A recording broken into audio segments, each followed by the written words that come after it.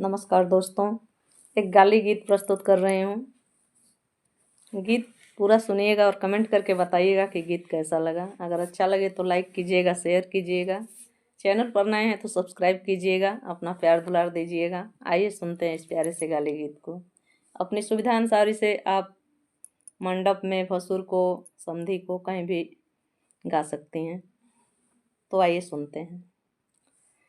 हमरे समाधि राम अइले पहुनैया, चलत के मांग बिदैया जी बाहबा। चलत के मांग बिदैया जी बाहबा। हमरे भसुर राम अइले पहुनैया, चलत के मांग बिदैया जी बाहबा। चलत के मांग बिदैया जी बाहबा।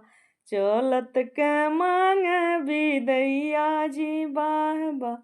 हमरे कवन राम यस के देवैया, डिसियम्बर सड़वाला दवल जी बाहबा। डिसियम्बर सड़वाला दवल जी बाहबा।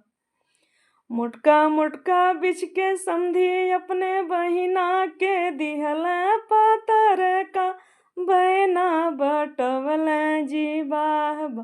पतर का के बैना बटवल जी बाहबा।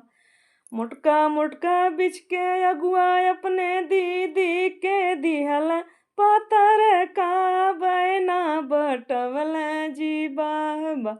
पतर का के बैना बटवल जी बाहबा। हमरे समधि राम अइले पहुनैया, चलत के मांग बिदैया जी बाहबा।